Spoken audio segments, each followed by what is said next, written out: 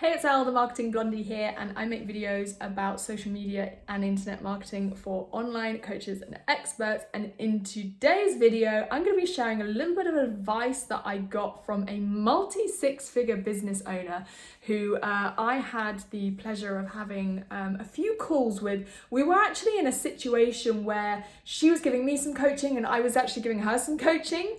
Hers was kind of more about the mindset thing and mine was more about kind of the marketing and traffic generation.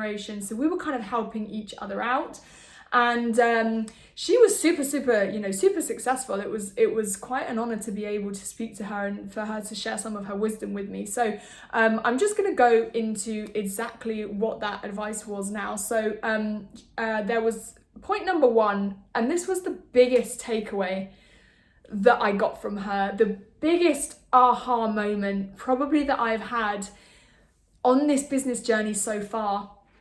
And what she said to me was, in a nutshell, if you feel like you're taking a client's money or causing them pain by charging them money, you will never make any money.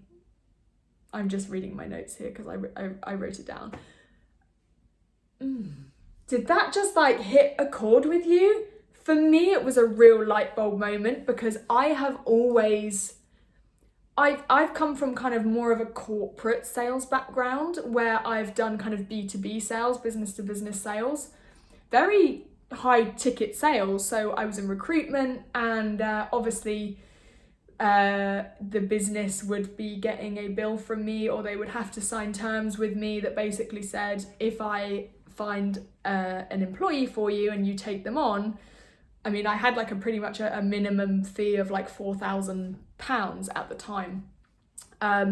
So, you know, obviously my sales were anything from £4,000 upwards, which actually is a lot of money. I guess though, because it was my professional job, that was my job.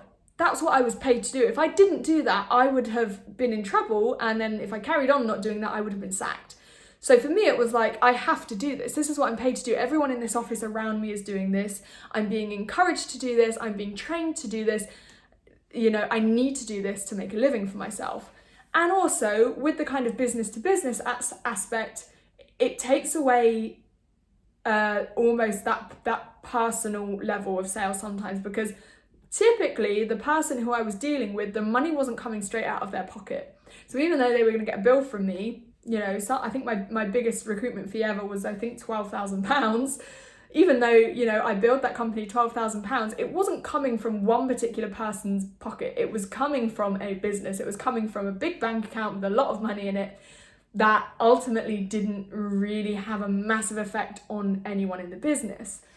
So when it came to my online coaching business and it came to actually selling to individuals, I suddenly felt a bit wrong and almost like a bad person, because even though what I'm selling is worth the price that I put on it, and on it, if I'm being completely honest, at this point more, but I am at the beginning of my journey and I want to prove myself, I think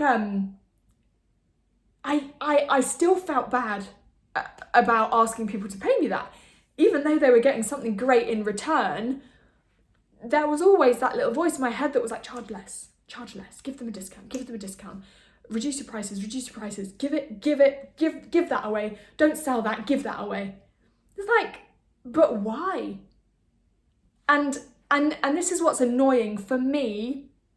This is coming from someone who will probably spend money online today. You know, like I'll probably order a takeaway or something. I don't have my kids at the moment, so when my kids are away, I eat takeaways because that's kind of like the time that I have to myself, and I don't like to cook. I cook for my kids and myself, you know, week in, week out. So when I'm alone, I'm like, takeaway.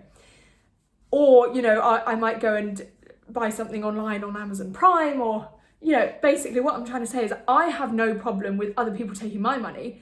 I'm not angry at them. I don't think, oh, that company, that business, that person was so horrible taking my money today when I bought something off them. Oh, what a horrible person. I wish they'd given me that for free.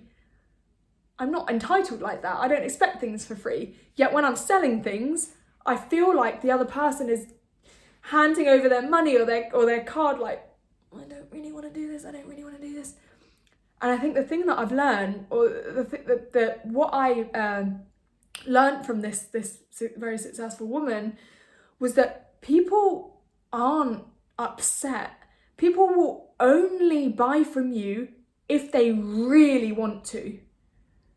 If they really want to. When someone's in a buying mode and they want something that's going to solve their problem, whatever it is, what do? You hand your card over, or you cash, or you tap your phone, whatever, and you don't think anything of it. And that's what people will do when they buy from you. And she said to me, when you buy something, she was like, what's the last thing you bought online? And I told her, she was like, how were you feeling when you were about to buy it? When you were kind of in anticipation of buying it, when you were pressing hit buy or putting in your card details? I was like I felt good. Like I felt like happy that I was going to buy it. She was like, exactly. That's all the proof you need. And I was like, oh my goodness. Like that really hit a chord with me, because I was like, I do feel, I don't really anymore. I did feel bad selling to people. And that leads me on to point 2. So she said to me, if you think charging people less makes you a nicer person in their eyes, then you'll also never make any money, or not enough to sustain your business anyway. So again, it's kind of a similar point, but we think, a lot of us might fall into this habit of undercharging and never really growing a sustainable business or scaling, because we're just undercharging, because we think, if I charge less than what my competitors are charging, that makes me a more trustworthy person. That makes me a nicer person. That makes me a kinder person. That makes me a more empathetic person, a more sympathetic person. It really doesn't. Nothing really changes. When people buy, they're really after the best. The best. And if the best comes in a form of a particular framework that they prefer, yours over someone else's, then fine. If the best comes in a form of the fact that it's coming from you because they like your personality more than they like someone else's, fine. It's not about price. It's really not about price. She said, number 3, you'll struggle to get results and make sales if you are too attached to the outcome. Okay. So basically, if your happiness, your satisfaction, the vibe of your day is completely dependent on your results or on the money that you make, then you're kind of always operating from a space of lack. I think was kind of like I can't remember specifically the lesson that I got there, but when you show up in your business with that unwavering faith and that complete unattachment, detachment to the outcome,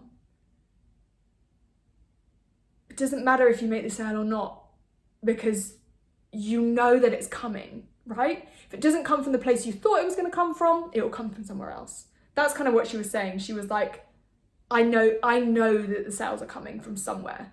I just know they are, because I'm putting in the work, I'm doing everything I need to do.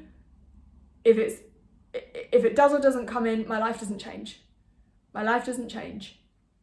It will come from somewhere else, or I'll do something else and I'll get a sale that way, So I think it's important not to put too much attachment on specific outcomes in your business.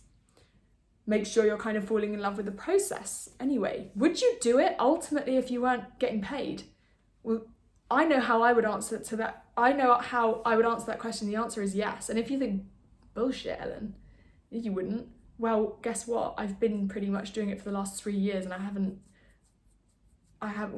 been paid a little bit, but not enough. Nothing to gloat about. Nothing to say, wow, that was life-changing for me, And I haven't given up on this. I've still done it. And at times I've done things and received 0. in return. So yes, I would still do it. She said, number 4, you'll repel clients rather than attract them if you're placing external validation on whether or not a sale happens. So again, it kind of links into the one before, but I think what she was basically saying was like, if you're coming across a little bit desperate, or making the sale is the deciding factor to whether or not you're successful or not, or whether or not your transformation works or not, or whether or not you have any authority or not. It's like external validation, what people think of you, what you think it makes you look like, how differently you think you would act if you got the sale because you think you'd be more confident, or you think you'd be more this and more that. You act that way now. It doesn't matter, act that way now, because it doesn't matter whether you have it or not. So I thought that was really, really interesting. And the last thing that she said is stop overthinking how to reply to a DM. And this is really funny because I've had DMs before where someone says, hey, what services do you offer? Or hey, how much is this? And I'm like, and I type out a reply and then I delete it. And I think, no, that didn't sound, what can I say? Oh, okay. I type out another reply and then I'm like, oh no, that sounds too pushy. No, I'm gonna delete that. I'm gonna go. I'm gonna relax. I'm gonna be cool. Type out a reply. No, that just sounds like I don't care. Okay, no. And it was funny because I don't know how she knew this. Like, well, I know how she knew this because she's a good coach. She knows, she was kind of, she's activating. Right? She was telling me the problems that I had before I even knew they were problems. So she was like, don't overthink how to reply to a DM, just respond. Just respond as if it's like any other message from a family, friend, whatever on WhatsApp. Just respond. Respond how you would, naturally. Nothing's gonna happen with the sale or not, or with that conversation, depending on these tiny little tweaks that you make. Obviously, if you reply to them saying something really rude or whatever, which you're not going to do, then obviously that changes the outcome. But these tiny little tweaks that you make, they're not really going to make a massive difference. So that was her last bit of advice for me. So I hope you enjoyed those 5 pieces of advice. Those 5 pieces of advice that I got from a multi-6-figure coach. I'm really, really glad that she shared them with me and that I can share them with you. So I'll see you in the next video. Bye.